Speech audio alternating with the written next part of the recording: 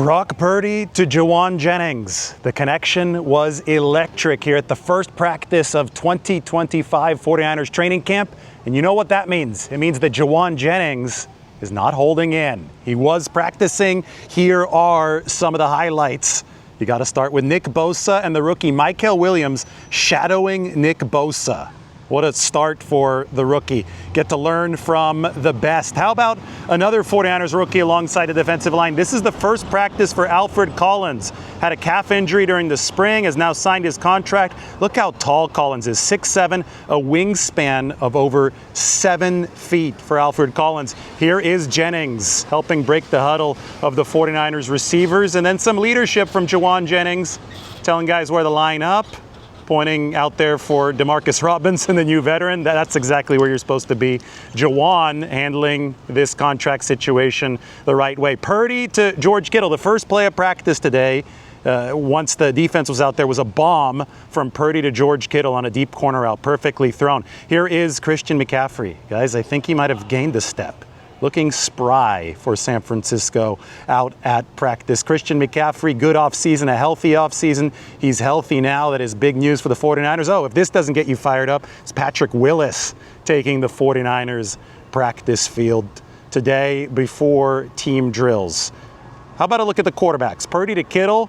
They both live in the Nashville area now, so they've been throwing passes and catching passes over the course of the offseason. There is Tanner Mordecai, 49ers, one of their backups working, and here is Mac Jones throwing to Ross Dwelley, who is back with the 49ers. So that's a quick 90-second look at what happened at practice today. Some bad news for San Francisco. Jacob Cowing, who's had such a promising offseason, might have strained his hamstring, pulled a hamstring during individual drills at the start of practice. So Cowing, who's added some weight, added some muscle, probably getting used to some of that new muscle, but he suffered a setback today. He worked out with Brock Purdy and Mac Jones alongside Ricky Pearsall in Jacksonville. Shanahan said that he'd probably put in more work than any other 49er this year. Obviously, they need as many bodies as possible in that receiver room. Well, Jacob Cowing is going to be out for at least some period of time. We'll probably have more of an update as the days progress. They signed Equanimeous St. Brown, who was out there on the practice field today. That is a camp body, but a camp body for a reason.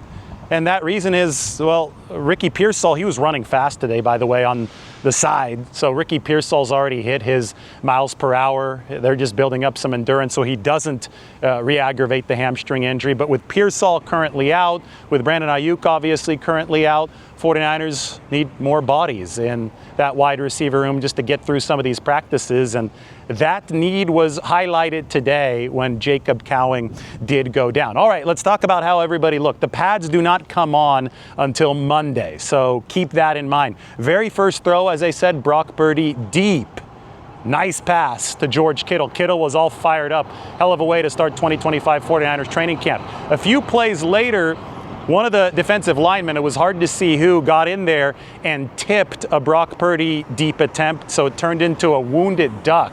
Thing probably only went 20, 25 yards. Jason Pinnock, the new safety, intercepted that pass, so the first 49ers interception of this training camp. And then later on, there was an INT that definitely was Brock Purdy's fault.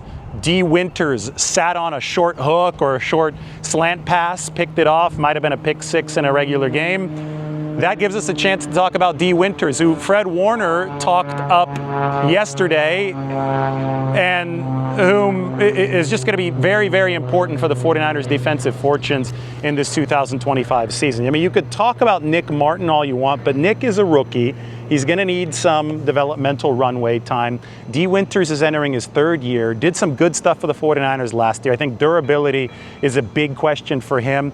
He looked like a vet today, sitting on that Brock Purdy pass very early in practice. It looked like he recognized the 49ers formation and he pounced. And that's good for San Francisco because this is a defense with a lot of new faces. So you can take guys who haven't really started in the past, like D. Winters, and you can say, well, they need to step up and become the veteran presences for this unit this year. You've got your A-list pillars and Fred Warner at that linebacker level, but without Dre Greenlaw, the 49ers need a Robin to Fred Warner's Batman, and I think that somebody like D can definitely fill in that role, especially as the draft pick Nick Martin develops. They also signed the veteran Chaz Surratt, who had a nice coverage play today against Kyle Juszczyk downfield. That was just a post route over the middle, and Surratt was blanketing Juszczyk the whole way, forced the incompletion.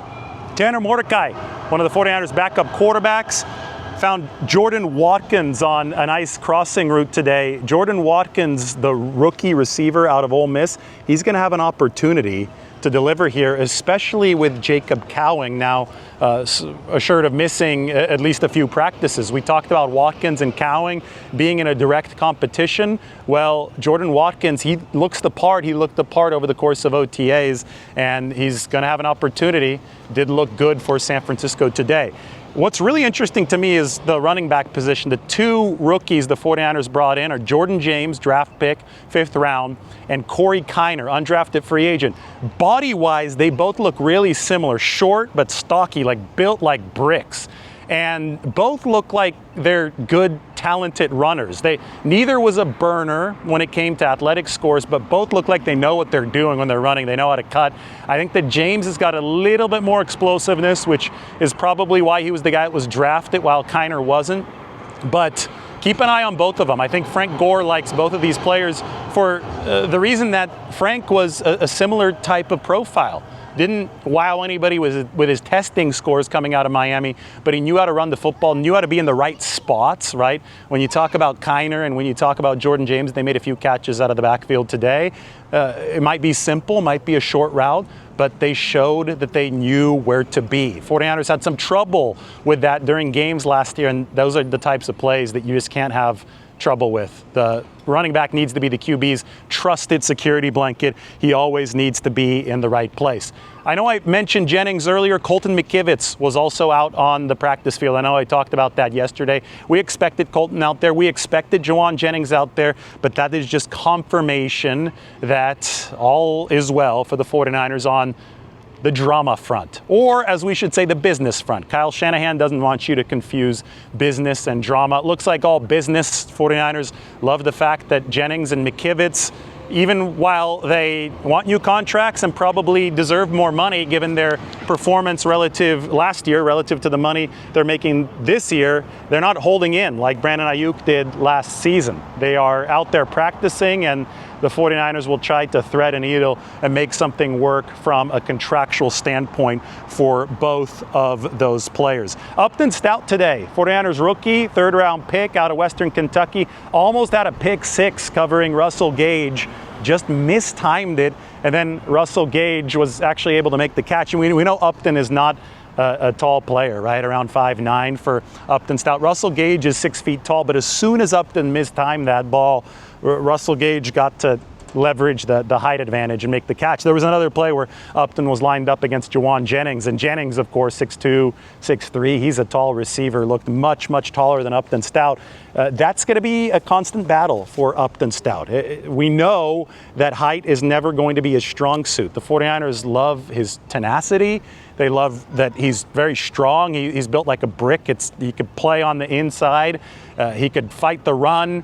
And he's somebody who they're going to want near the box. They're not going to want outside exposed as much as I think he was today. That's going to be up to Robert Saleh schematically to make sure that happens. But Kyle Shanahan actually had a lot of praise for Upton Stout because he said that he recognized that route and that throw outside the Russell Gage, and he just mistimed what could have been a pick 6. The Jennings catch today in traffic, he had 3 catches, by the way, but the one in traffic from Brock Purdy I thought was just a great illustration of what Jauan Jennings brings to the table. First off, he finds the pocket in which to get open. It takes some experience as a wideout to really find the spot that is going to be ideal in the midst of a defense. Sometimes it's I would say even oftentimes, it's a very subtle craft, right? You're not going to have 5 yards of difference in the NFL. Many times this is going to be a foot to 2 feet. You make sure the quarterback has his throwing lane. You position yourself so the quarterback can see you.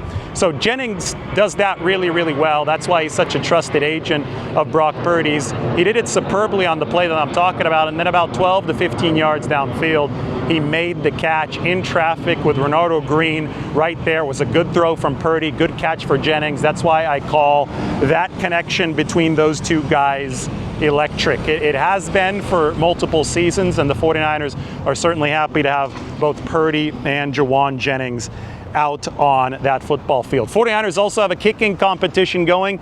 Jake Moody and Greg Joseph, both of them attempted 4 field goals from about 25 yards out, 35 yards out, 45 yards out, and 55 yards out. Both of them nailed their 4 field goals. So 4 for 4 for Moody, 4 for 4 for Greg Joseph, 8 of 8 on the newly oriented 49ers practice fields, by the way. You might have noticed in the video that the practice fields are now 90 degrees rotated. They finally have a 100-yard practice field, the 49ers do. Ever since they moved into this facility back in 1988, they had been practicing on shorter fields that were oriented differently.